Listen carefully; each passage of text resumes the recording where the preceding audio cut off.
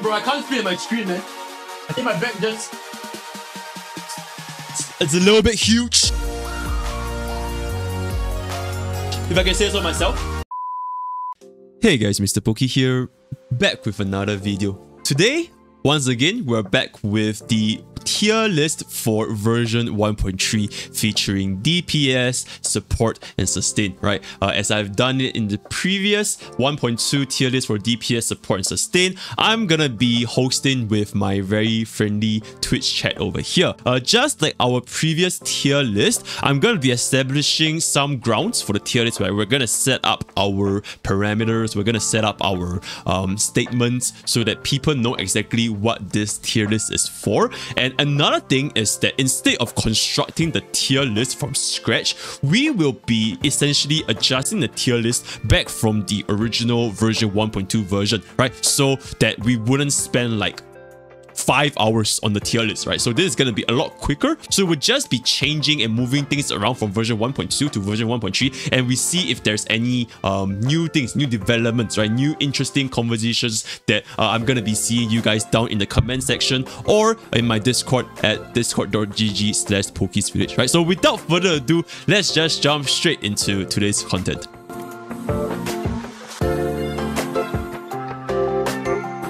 So as you guys can see over here, this will be the criteria for our 1.3 tier list.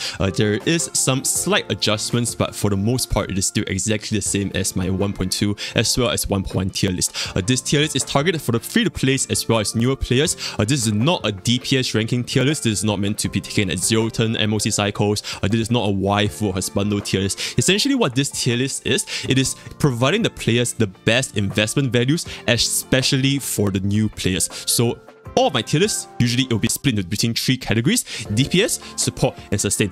5 stars, they're still at E0 S0, but this time we'll be ranking the 4 stars at their Eidolon 6 with S0, right? Because I think last time, my previous tier list, a lot of you guys were mentioning we should be ranking the 4 stars at least at their higher Eidolons so that they can seem a little bit more fair compared to the 5-star Eidolons, right? And I think by now, this version 1.3, more and more players are getting more and more Eidolons for the 4-star units, and it's just a matter of time before you eventually do get their Eidolon 6. So going forward, all of my future tier lists, 1.4, 1.5, all that kind of good stuff, all of the 4 stars will be at Eidolon 6 for now onwards, right? And lastly, I will also be mentioning some notable Eidolons for the 5-star units as well if they are extremely good. So just look forward to that, right? So that's gonna be that for the criteria of my tier list.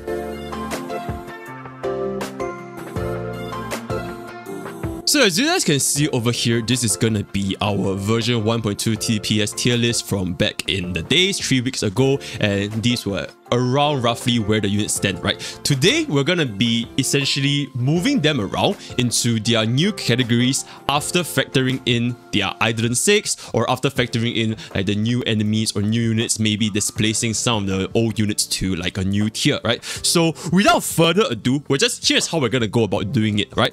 First of all, we're gonna add the 1 DPS that came in version 1.3, and that's gonna be Invisible today. And I think it goes without saying that he is basically the apex predator, right? He is the great white shark. He is the lion. He is the tiger. He is the apex predator in all DPS categories. I don't really think we even need to say much about him at this point. Absolutely badonkadongs multipliers, absolutely badonkadongs Eidolons, right? Especially his Eidolon 2, like I mentioned just now. His Eidolon 2 is so strong that it is stronger than most units Eidolon 6. That's just how ridiculous Invisible Lunar is, right? Even at Eidolon 0, the damage output that he's doing with his 3 skill point enhanced attack is just unbelievably high.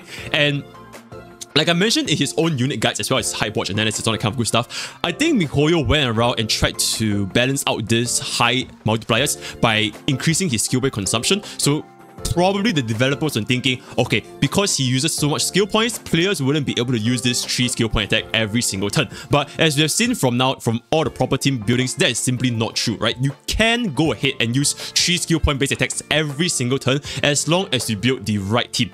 Every single support we have, they're all skill point positive, right? As long as they're fast enough, it's very easy for him to just do this 3 skill point attack. So that's why his DPS is just, he's the apex predator, right? So this is pretty much undisputed. Now, with that out of the way, we're now going to adjust this list from top to bottom, right? So the top units, they need to move down, they will move down. Then from the bottom units, if they'll move up or down, then we'll just go from there, right?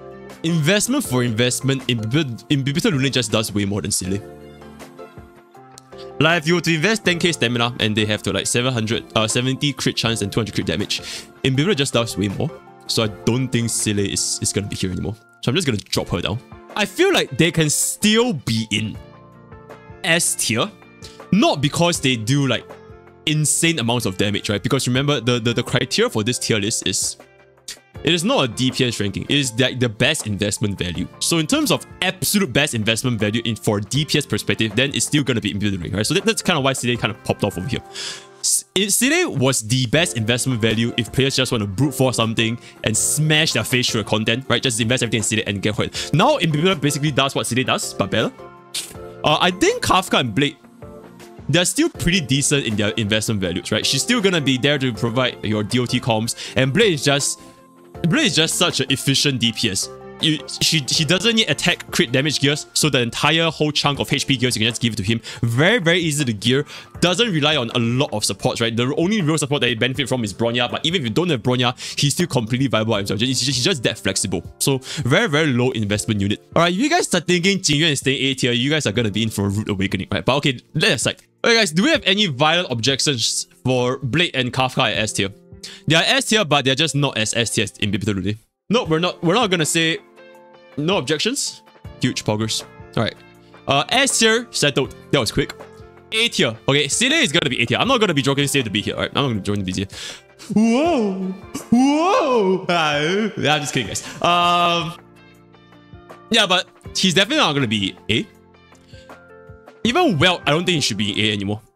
As of the current moment. Nowadays, in MOC content, there's just way too many mobs. And Welt's skill bounce, it just bounces all over the place. And it's just mad annoying that he couldn't land it on a single target. Then his damage just falls off by quite a bit. And one of the reasons why Welt was so strong in the past was because he was our only imaginary DPS. And then Imbibitor Lune came along. Hey Alexa, play Night Glow.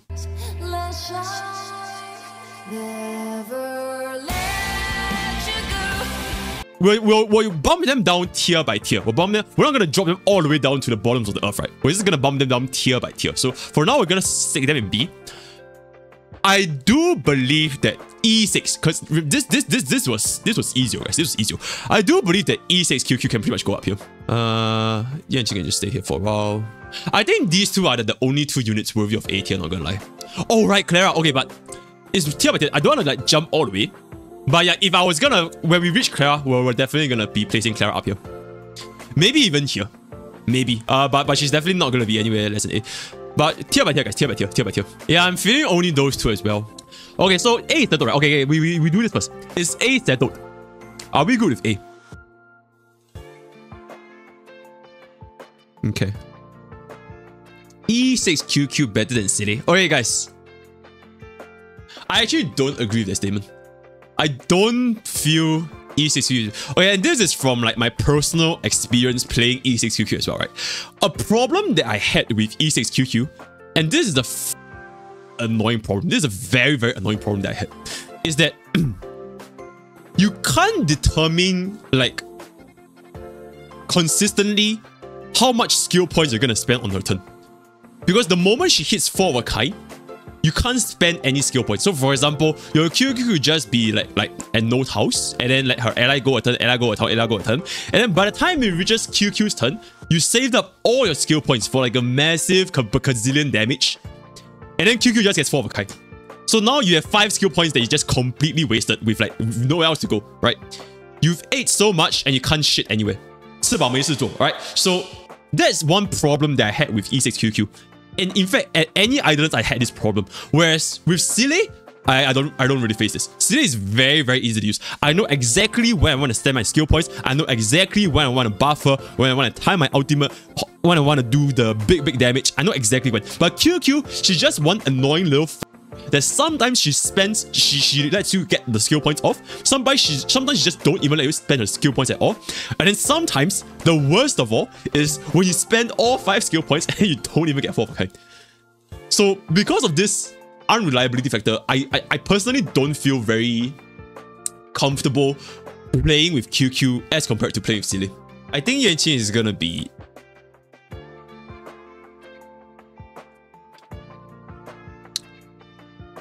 Like, as much as I feel like I have every right to put him in C tier because I literally already completed the game with him. Whoa! Holy shit, boy! He just doesn't feel good to use. You get hit, you're done. You lose your buff, you're done. You take 5 million years to get your ultimate. You have no resets. All of your units, all of your abilities are single target when there's like a gazillion mobs nowadays. I just don't think Yanqing is in a very good spot at the moment. Yeah, he's really not in a very good spot at the moment. Luca, I think Sampo is very, very good this MOC. Like, even if you don't use Kafka, right? Running Sampo at the second half, honestly, is pretty decent. He breaks pretty efficiently. And you could just slap him on with, resolution like Cone. He could just be a debuffer. And then if you use it with Kafka, it's just going to do tons of damage. I think for MOC, I think Sampo shouldn't go below B. Sampo is still pretty decent. Same concept for Luca, but I think Luca is weaker than Sampo right now. Just because of his single targetness. Seele is an exception because Seele has the reset, so single target doesn't apply to her. But generally speaking, single targets are just like a tier lower. Yeah, I think for the most part, AoE targets benefits more than single targets for the most part. We'll get through them one by one, right? Where we all rank Jingyuan?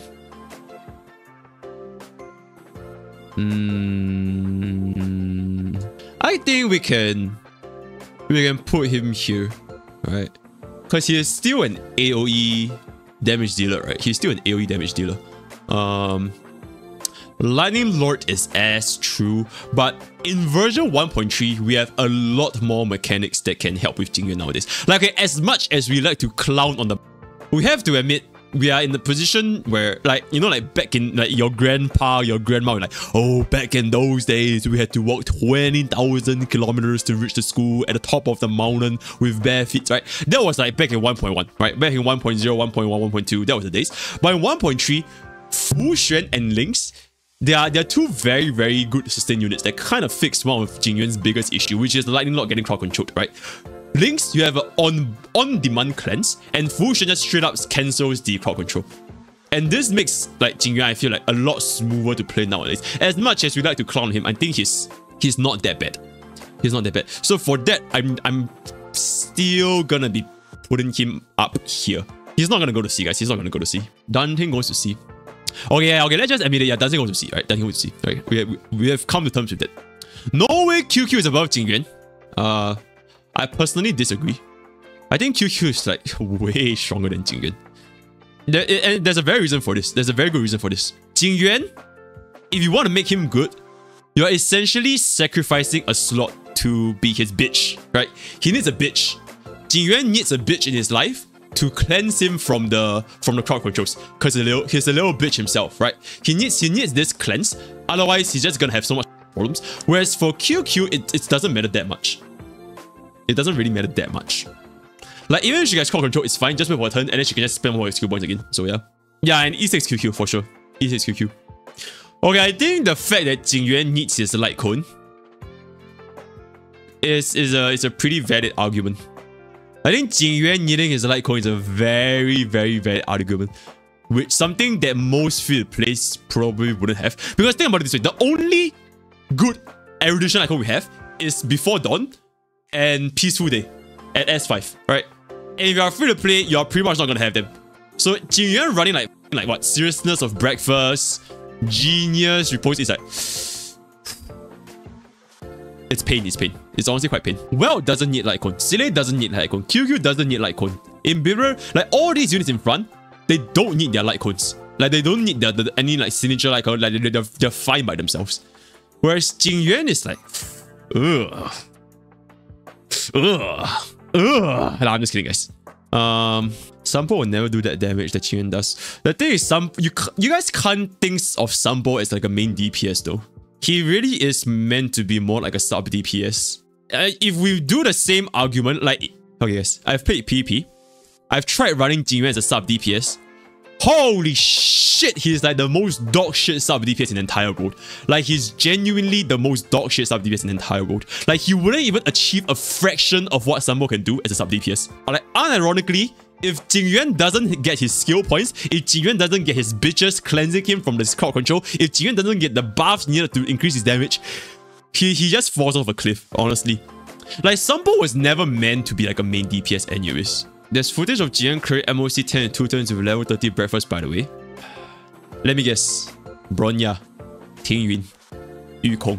You know it, I know it. Like, we all know it. We all know it. Just run in with a bunch of supports and like, my mom can clear MOC 10 with like 0 cycles. So, it's not so much his damage output, it's just how... Guys, best investment value. If one day I decided to bench Jingyuan because I don't want to use him as the main DPS anymore, what the f am I going to do with him, right? At least if I invest in like, I don't know, like Sampo or like Luca, they could still very happily go and do the sub DPS things. Do you think Topaz will revive Jingyuan? I think it's very, very difficult to like try to fit Topaz in the Jingyuan comp right now. Like, his comp is like more or less complete. Run Jingyuan with like Fu Xuan, and then you throw in like Tingyuan and Asta. Like, that's it. And he can always hit 10 stacks Dying Lord. He's very, very chill from crowd controls. He does damage with Tingyuan. Between investing in Jingyuan versus Luca versus Sampo versus Susang, I think investment for investment, Jingyuan will give a new player a better time, especially from a DPS perspective. Because especially, like, you think about it, like, new players, very rarely would new players ever run like a main DPS Luca or a main DPS Sampo or like a main DPS Susang.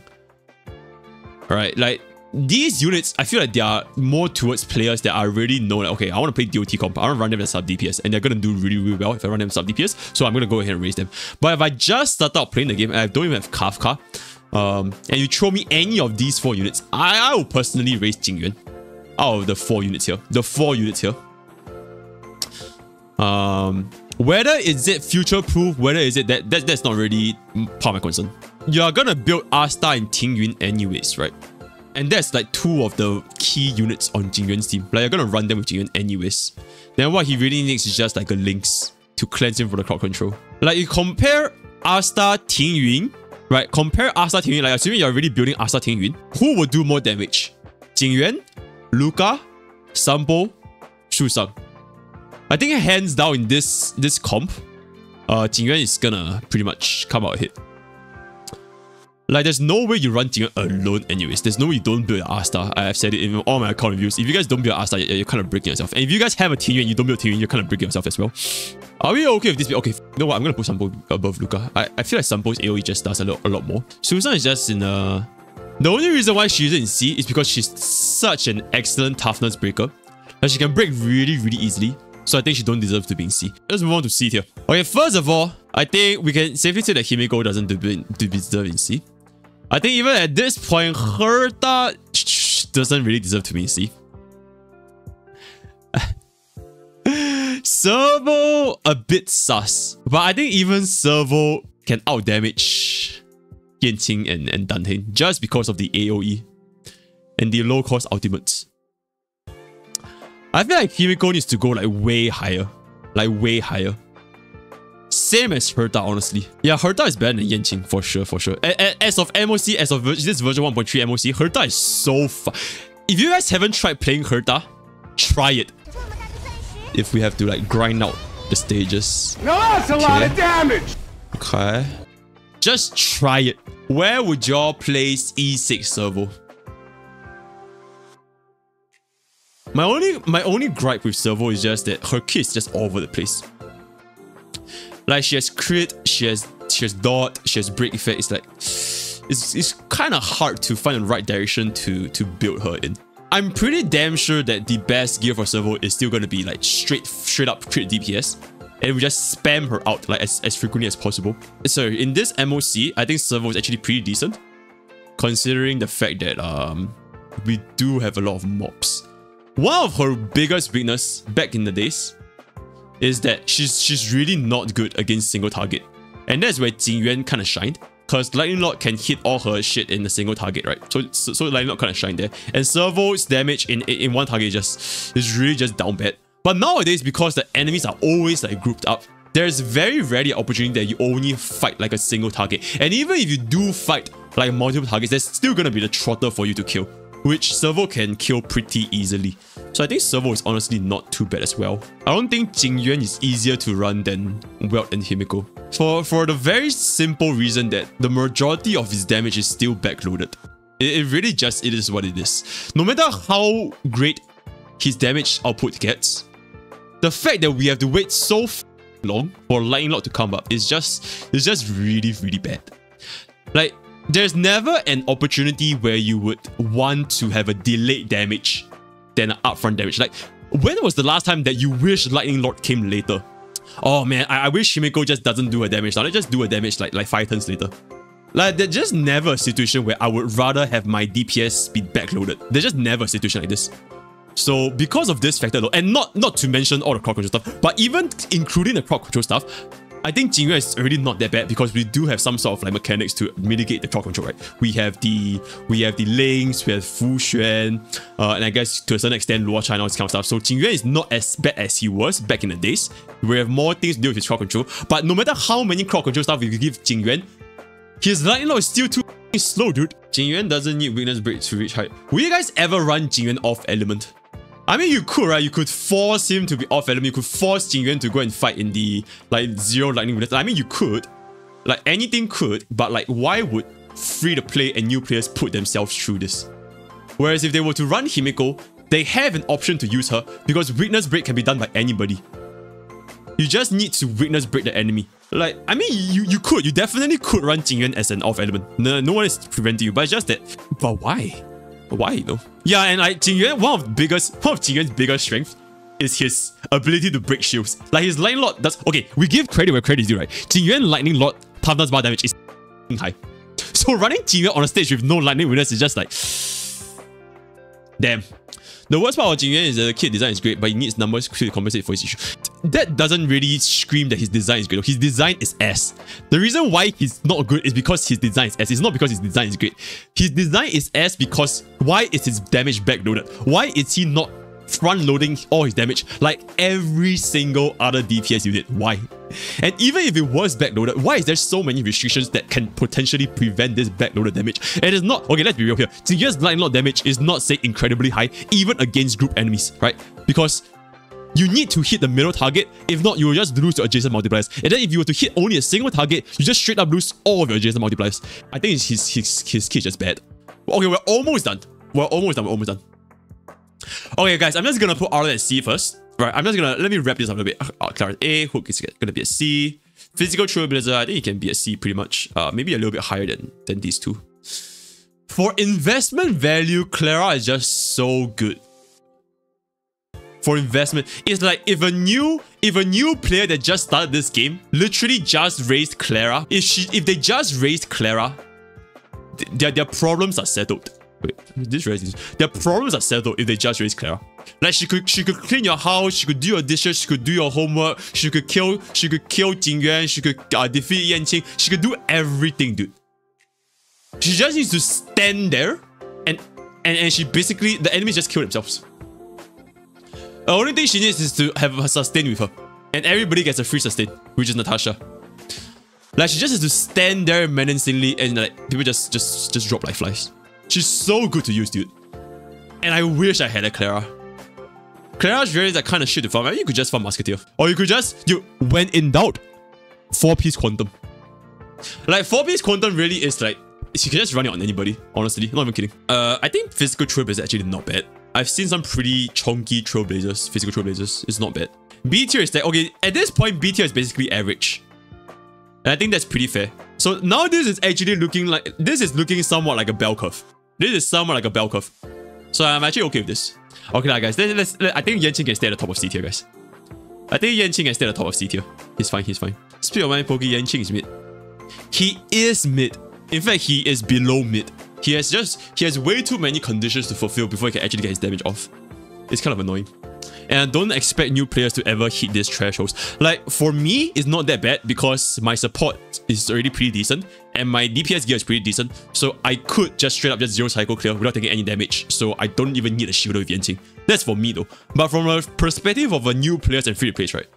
I think it's going to take them a very, very, very long time before they can actually reach that stage. So I wouldn't want to impose these conditions on the new free to plays. I don't see any resets on kills. I don't see any AoEs. He still needs to make sure that he's untouchable, otherwise his damage is gone. It's like, It's way too many conditions, my dude. Free to play, guys. Free to play, guys. We're not thinking about the whales. We're not thinking about the goons at level 70. This is for free to play and new players. Actually, in hindsight, with that criteria, I kind of want to put Clara in S at this point. Like, honestly, if I just started playing this game, I would definitely invest in Clara. She has so much investment value. Investment value, ladies and gentlemen. Clara is like the stonks of investment value. Yeah, we're not talking about damage. We're not talking about damage. We're not talking about damage. Alright, we're not talking about damage. We're talking about best investment values. Point taken.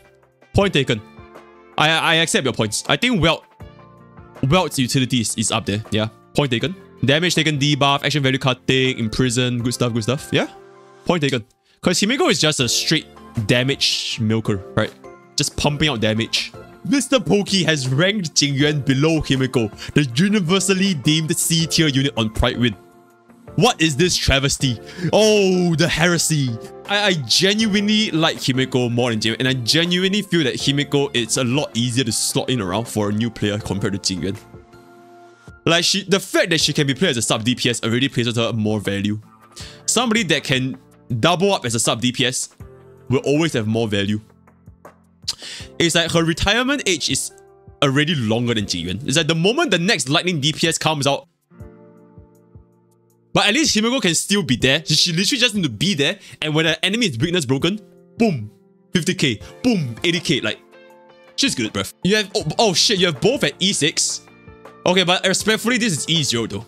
You can say what you want with your E6 Himeko and E6 Jingyuan. You are entitled to your opinion, right? But for me, as someone that has both of them at low idolence, I see more value in Himeko. But I respect your opinion. I respect your opinion. I respect your opinion. So this is always gonna be the most DPS tier list is always the most controversial. Like, I think we can all agree that support and sustain is like super easy. Like, we can probably just get it done in 10 minutes. So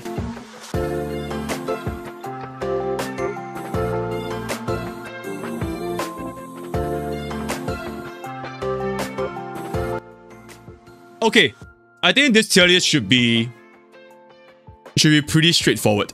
Because right now, this Yukong here is E0. Now that she's at E6, I don't think she's gonna be at B anymore. So I think every single support harmony, support nihility, they are minimally A tier. Just because of how lacking we are for support characters. I think they are all minimally A tier. I do want to bump up Tingyun to S tier. I do want to bump up the Tingyun to S tier. I want to keep Pella at the top of A tier instead of Asta. Okay, actually no, I'm still gonna leave Seele on top of Bronya. My reasoning still stands because for investment value, Seele Wolf straight up saves a lot of resources for new players. That doesn't change. Yeah, sure, Bronya can let you do more damage, but Seele Wolf straight up saves you resources that you don't really need to build that many different units. Especially for a new player, this is gonna be important. So I don't think Seele Wolf will ever change from top of S tier for new players, right? If you want to deal more damage in the future, yeah, definitely Bronya is going to be way more valuable. But in terms of like resource efficiency, how many DPS are you going to build? How many units are you going to build? I think Seele Wolf is just unmatched with her weakness in blood. So that's going to be that. Even without E6, Pella is just that universal. Her defense is just too easy to achieve. Yukong, even at E6, you still need to kind of time her with a DPS, create, and the attack buff is kind of get redundant, but defense strat is always going to be defense strat. So yeah, that's going to be that. I don't think we need to change much for A tier. Why is Tingyun good? She's the only energy battery you can get in the entire game. She works extremely well with dance because she's one of the only units that can cast the ultimate on the very first turn. So you instantly give a massive boost to your entire team's action value from the very first turn. That's going to be her. She gets attack buff, she has damage percentage buff, and she's skill point positive. The main 3 key points is the energy, the dance, as well as the, what do you call it? Skill point positive. These 3 are the main points. Attack and damage percentage are not really that big because technically most of the supports we also have them. I'm just gonna keep Bronya in above Tingyun.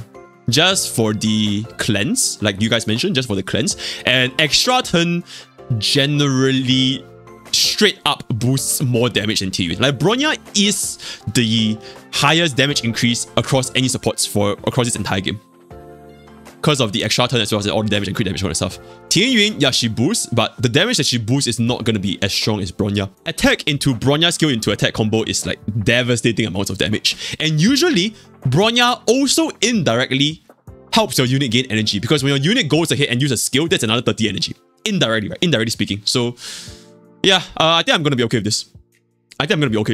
Yeah, I think we don't really have much to discuss here.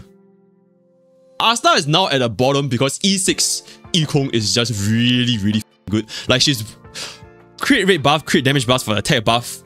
At any point of time, the moment you press the ultimate, it's just super fluid, and it basically combats her only weakness, which was speed tuning, as well as being very annoying to time her shit.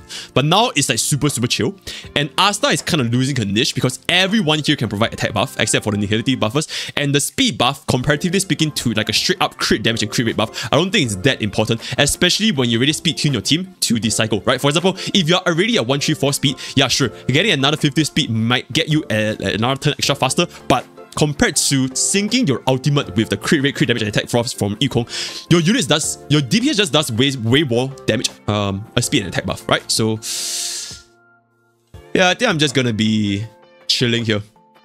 Yeah, Asta was really good because like she's super chill to use, but as time goes on, the value just starts to drop off compared to all these things here. Yeah, she's really good at E0 for sure. Okay, support done.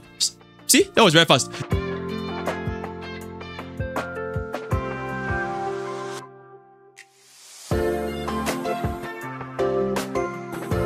I think we have quite a bit of change to go through here for sustain actually.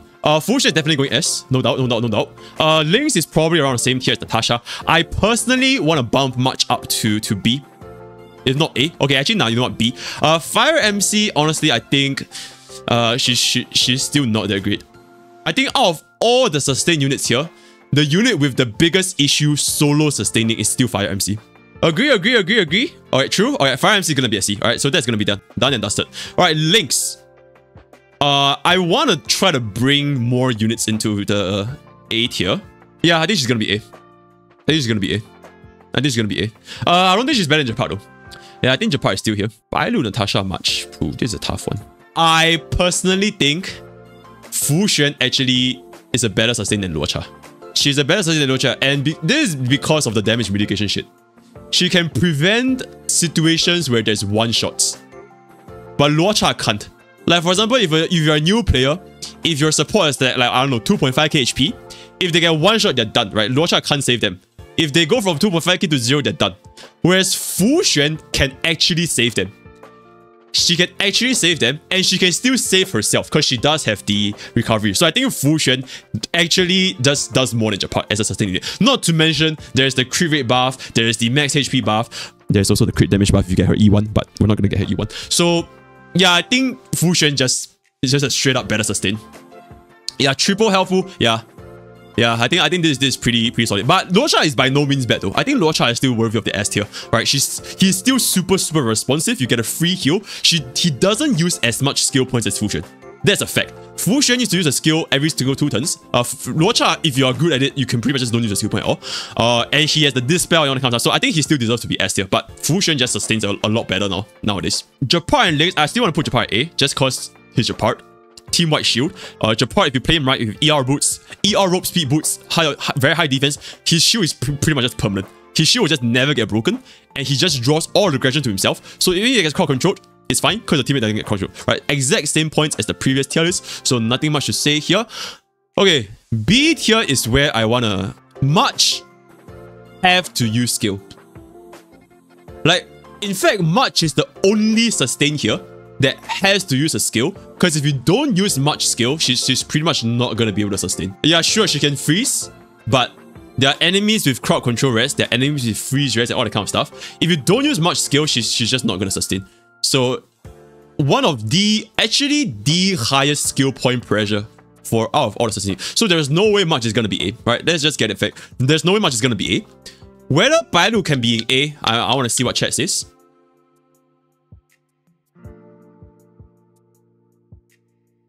I think Bailu is in the right spot. No cleanse is really bad. Bailu is super low investment. Level 12 rate trace. Oh man, chat is kind of divided right now. Alright, we're leaning towards A. Bailu have damage reduction increase emergency COP also was an RNG, but Bailu is the lowest. Bailu A damage reduction out, blah blah. Luocha is better than Fu Xuan because you can step him. Nope. Luocha is not better than Fusion. Not because of the fact that you can step in more teams, but just because of the fact that how well he can sustain it. Yeah, sure, you can step in more teams, but when it comes down to it, can he sustain a stage where Fusion can't? No.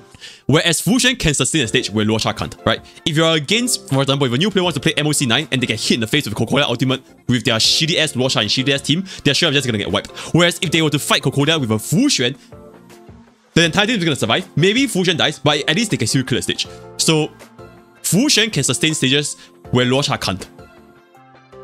And for that reason, I think Fusion is still better than Luocha. Doesn't matter if you can fit in more team comps. And honestly, I don't even think that's true. I frankly believe that Fusion can fit in like every single team comp that Luocha can fit in.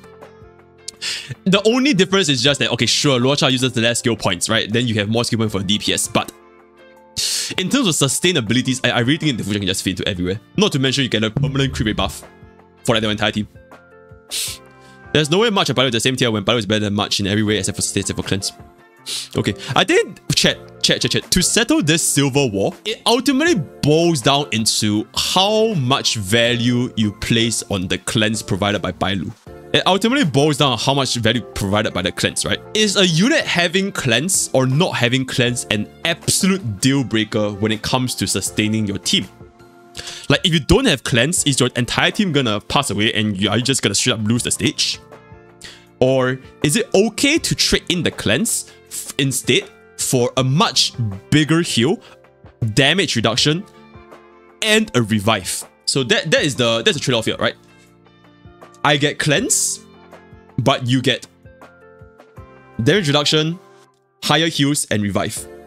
So it's just cleanse between these things. Is cleanse valued more than all these three things combined? So that is gonna be the way that you guys can see whether Bailu deserves to be in where she is.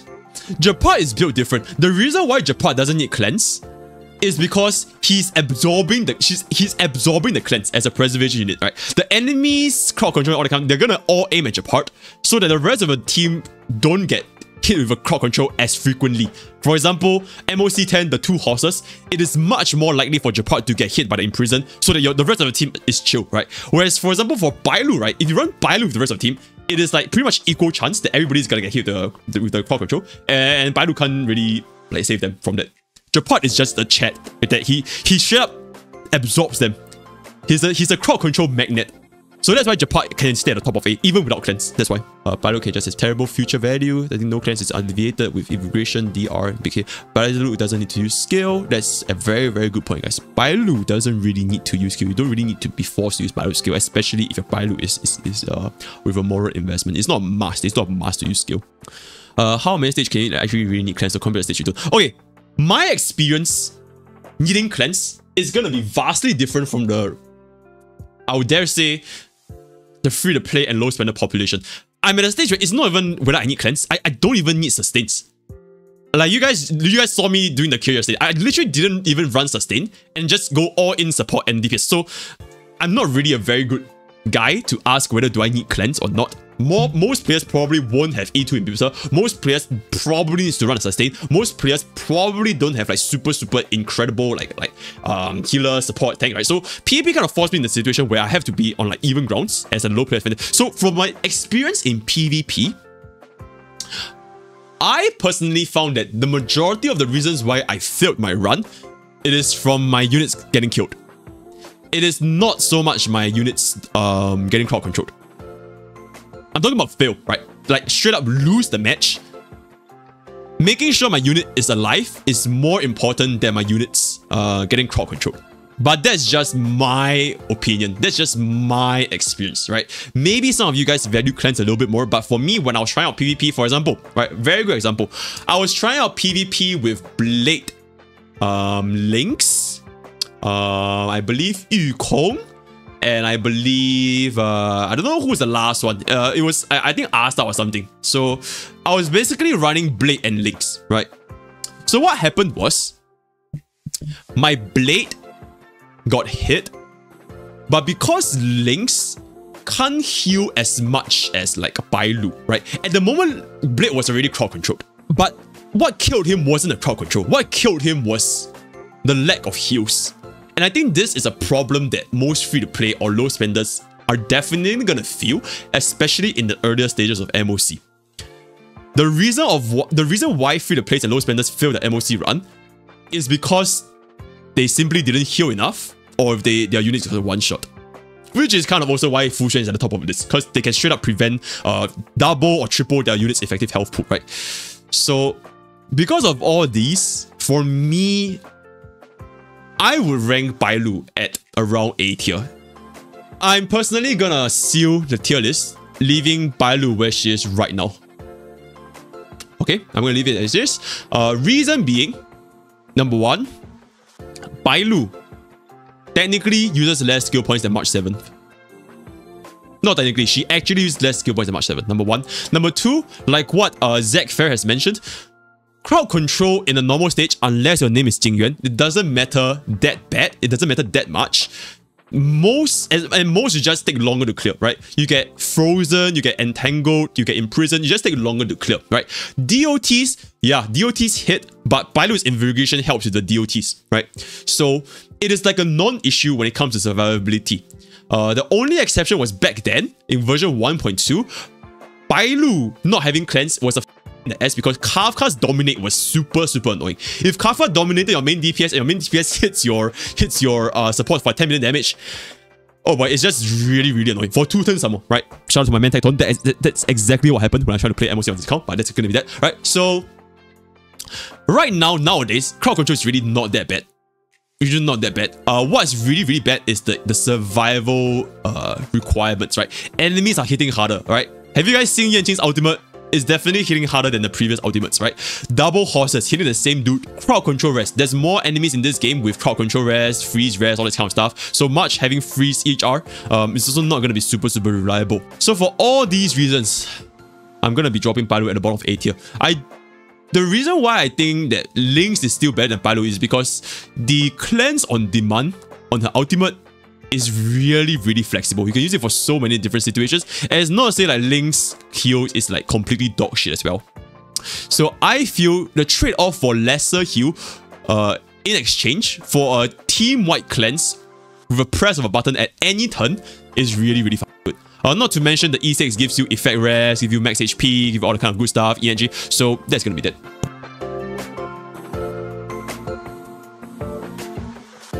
Hey guys, Mr. Pokke here. Sorry for the weird ass outro because my voice is absolutely dying. I think I'm gonna be falling sick. If you guys have actually lasted all the way through the 40th minute, I really appreciate you guys taking the time to watch the entire video, right? So if you guys would like to engage in further discussions, feel free to hop onto my Discord, Pokke's Village, where we have a very active community talking about Honkai Star Rail on a daily basis. If you guys would like to check out my stream, that's gonna be twitch.tv/Mr. Pokke. Right now, I'm just gonna be going back to 3 times a week I'm streaming, and the schedule will be updated on Discord as well. Thank you guys so much for watching this tier list video. I appreciate any feedbacks, any discussion, and once again, I just want to make it clear, this is based on my opinions, right? I don't really want to start any drama with any communities, so these are strictly my opinions. So I wish you guys all the best for Jingliu pools. I'm gonna be working really hard for the guides as well, and take care.